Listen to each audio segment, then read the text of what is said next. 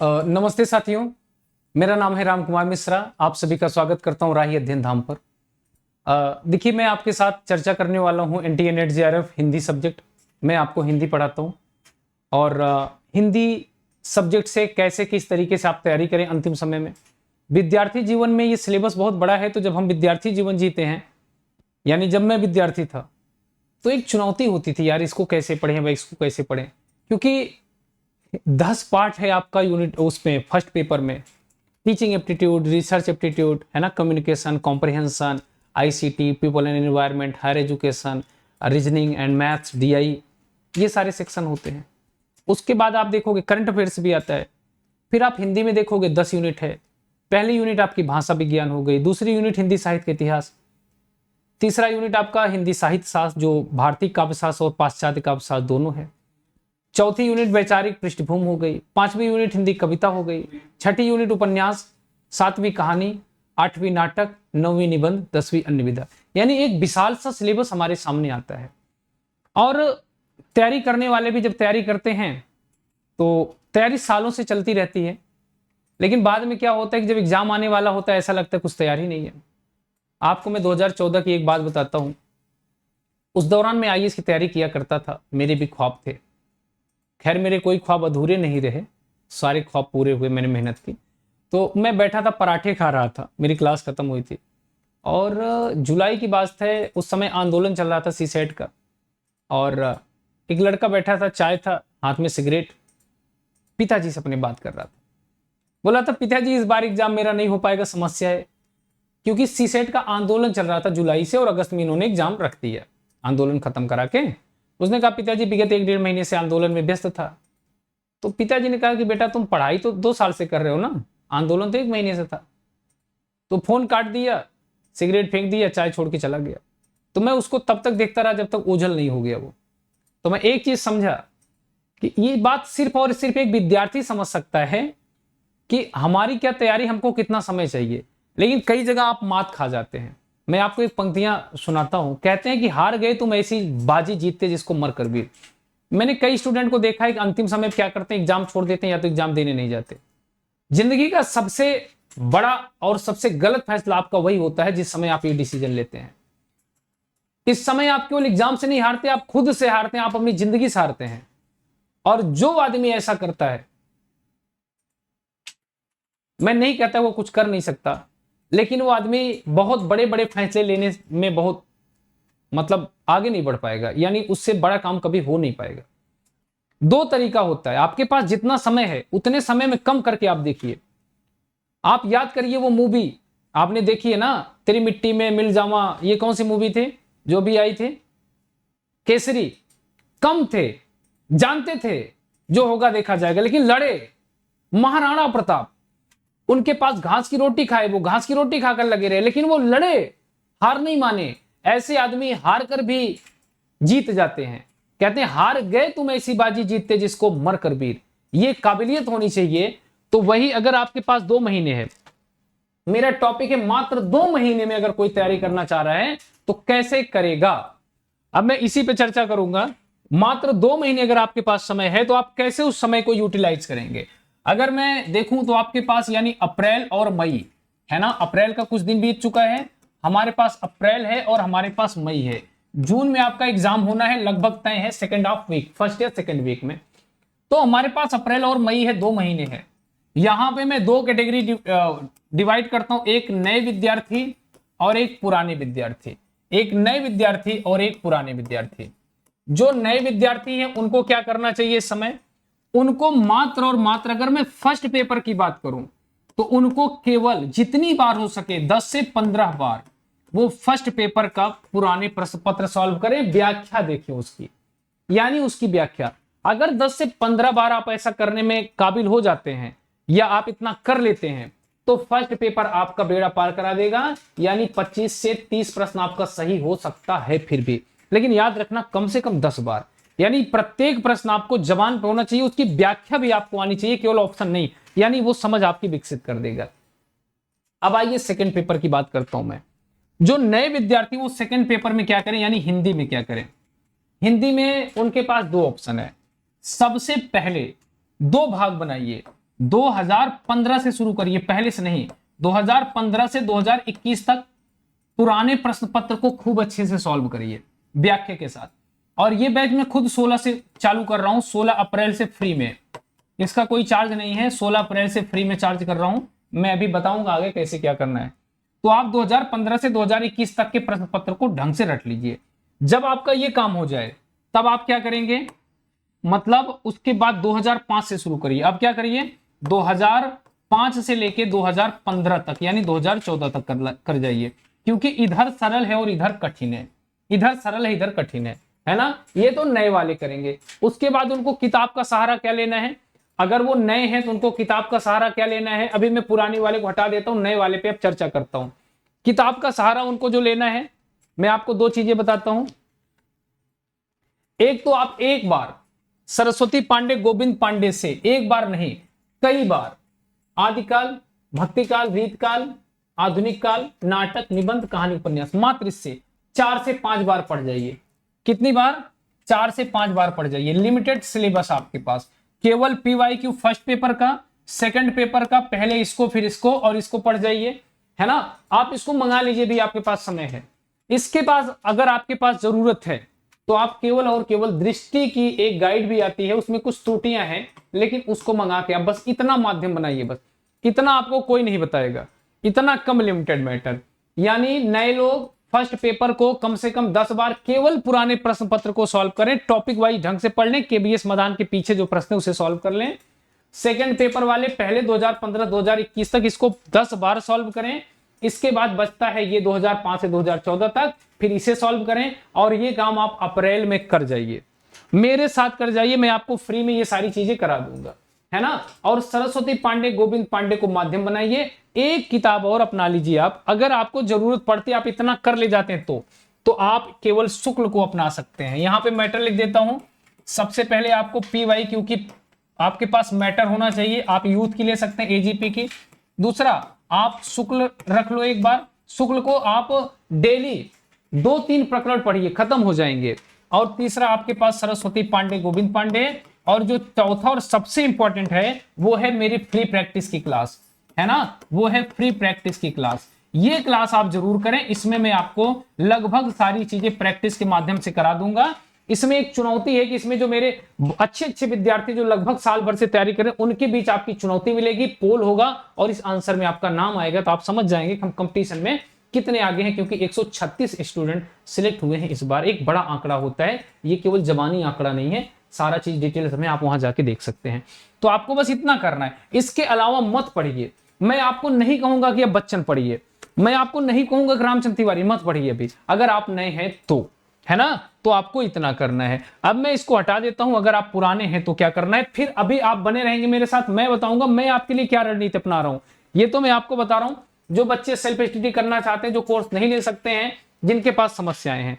अब आइए पुराने स्टूडेंट के साथ, है ना। अगर आप पुराने विद्यार्थी हैं तो क्या करें, अगर आप पुराने हैं यानी पढ़ रहे हैं तो इस समय क्या करें। अच्छा, नए लोगों के साथ एक चीज और जोड़ लीजिए, नए लोगों के साथ एक चीज और जोड़ लीजिए जो मैं भूल गया। नए लोगों को unit 5, unit 6, unit 7, unit 8, unit 9 और यूनिट 10 इस पे काम करना है। 5 आपका काव्य है, तो 5 आपकी कुछ बड़ी कविताएं, कुछ छोटी कविताएं, उसका आप मुझसे फ्री पीडीएफ लेकर उसको एक बार पढ़ लीजिए। पहले छोटी कविता पढ़िए फिर बड़ी कविता। यूनिट 6 उपन्यास है, उपन्यास में आप समीक्षा पढ़ लीजिए, मेन उपन्यास की, जैसे मैलांचल पढ़ लीजिए, गोदान पढ़ लीजिए, है ना, मानस कंस पढ़ लीजिए, तमस पढ़ लीजिए, मन्नू भंडारी का महाभोज पढ़ लीजिए आप, है ना, शेखर इंजीवनी पढ़ लीजिए, यानी ये आप पाठ करिए। उसके बाद 7 कहानी है जो कि छोटा है, इंटरेस्टिंग है, आप इसकी समीक्षा कर लीजिए। ये भी मैं आपको पीडीएफ दे दूंगा, ये वाला पीडीएफ ये वाला आपको मिल जाएगा, पीडीएफ ये वाला आपको मिल जाएगा। अब यूनिट 8 है नाटक। नाटक आपके लिए चुनौती है।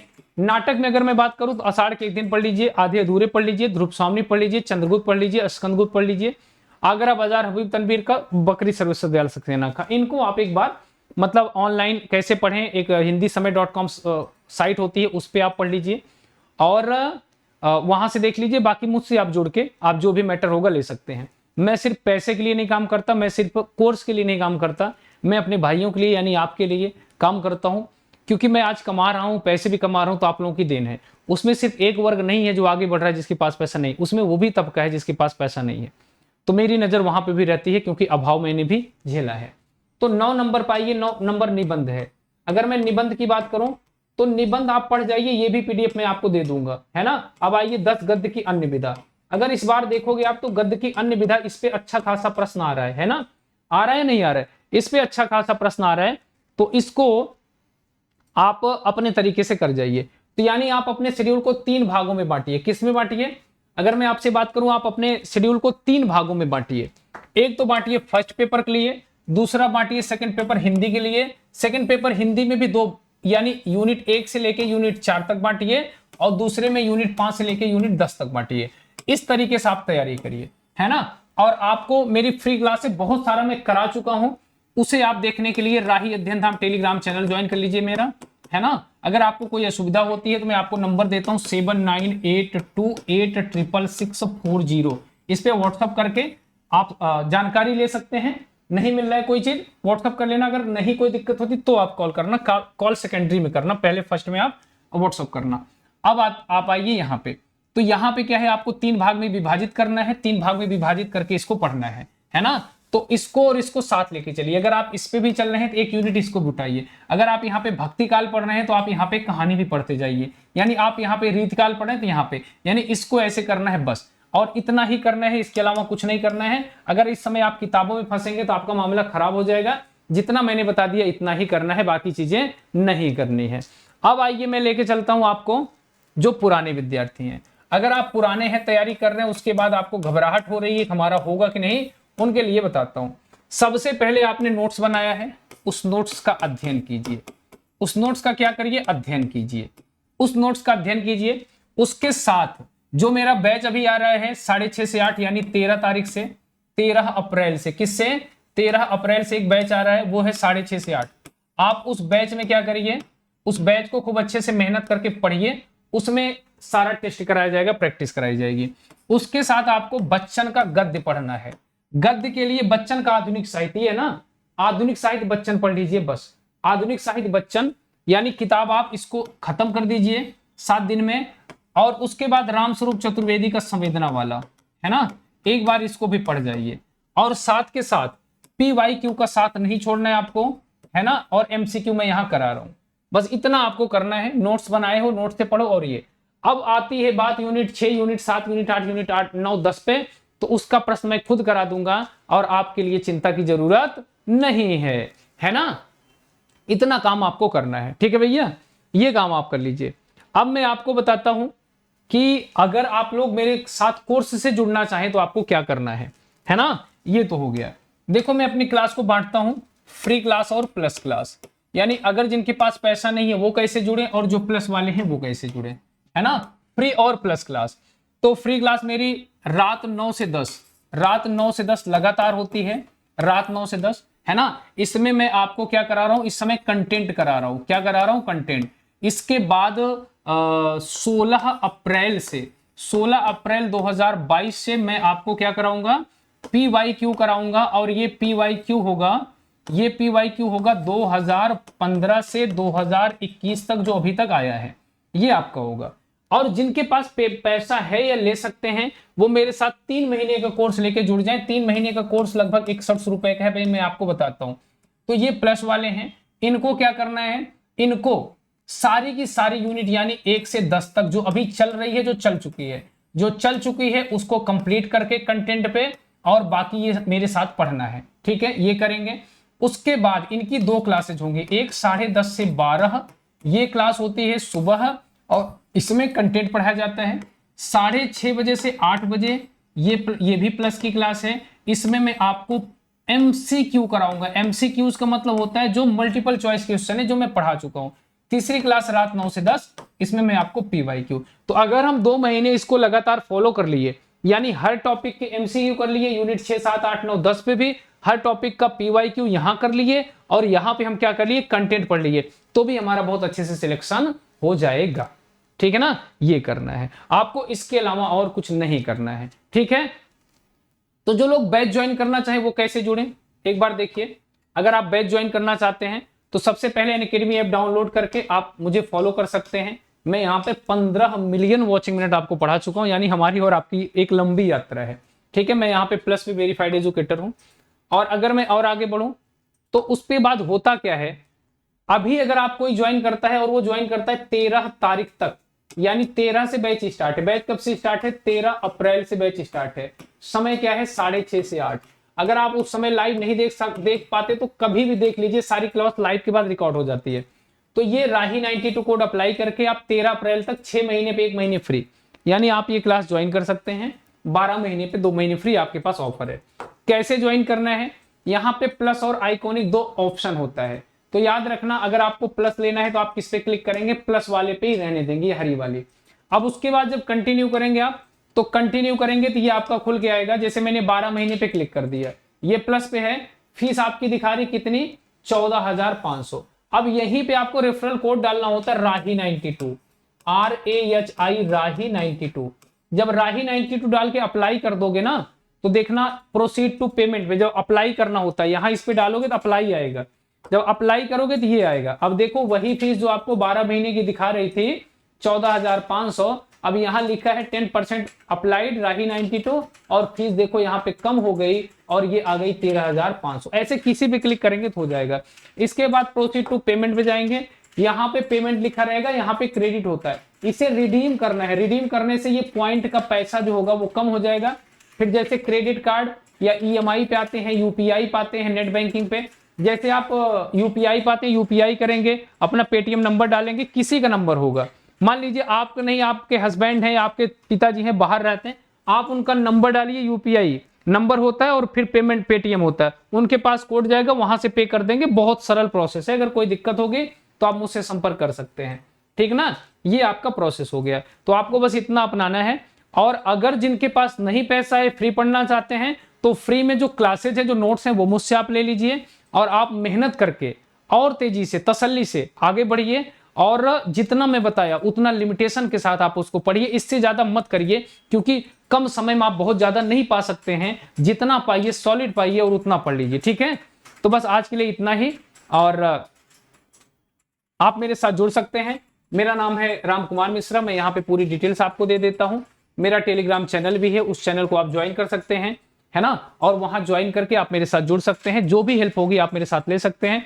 मैं आपको इस पे मैराथन दूंगा, इस पे बहुत सारी कंटेंट की क्लास करा चुका हूं, तो आप क्लास कर सकते हैं। अगर पैसा है तो ले लीजिए, अगर अभाव है तो भी आप आगे बढ़ सकते हैं। एकलव्य की कमी नहीं है, आप एकलव्य बन जाइए। आपके अंदर चाह होना जरूरी है, पैसा और कोर्स होना जरूरी नहीं है। अगर आपके अंदर चाह है तो आप सब कुछ कर सकते हैं, रास्ते अपने आप बनते चले जाते हैं। तो आप लोग, हाँ, जिसको एडमिशन लेना होगा, मान लीजिए कोई असुविधा होती है, तो फिर से एक बार नंबर दे देता हूं, आप मुझे इस नंबर पे व्हाट्सएप मैसेज या कॉल कर सकते हो, 7982866640। ठीक है, ये कॉन्टेक्ट नंबर है, राही अध्ययन धाम का हेल्पलाइन नंबर है। और मेरी क्लासें कहाँ होगी? वो होंगी अनअकैडमी ऐप पर। यहाँ पे मैं आपको मैराथन कराया करूंगा राही अध्ययन धाम पे। इसके प्लेलिस्ट में जाओगे, बहुत सारे इंटरव्यूज हैं, बहुत सारे आपको कंटेंट की क्लास मिल जाएगी। ठीक है, नमस्ते सभी को, अपना अपना ध्यान रखें, खुश रहें, मस्त रहें। सफलता संघर्ष की दासी होती है, किसी की गुलाम नहीं होती, वो किसी की बाप की बपोती नहीं होती। जो मेहनत करेगा उसे मिलेगी, है ना। तो कहते हैं मैं राही, मेरा दुनिया से केवल इतना नाता, वो मुझे रोकती है और ओद बिछाकर मैं ठोकर उसे लगाकर बढ़ता जाता। मैं ठुकरा सकूं तुम्हें भी हंसकर, जितनी विपत्तियां हैं सबको मैं ठुकरा सकूं तुम्हें भी हंसकर, जिससे तुम मेरा मन मानो पासाड़ करो। मैं तूफानों पर चलने का आदी हूं, तुम मत मेरी मंजिल आसान करो। नमस्ते, जय हिंद, जय भारत। आपको शुभकामनाएं, आगे बढ़ते रहिए, मेहनत करते रहिए। नमस्ते।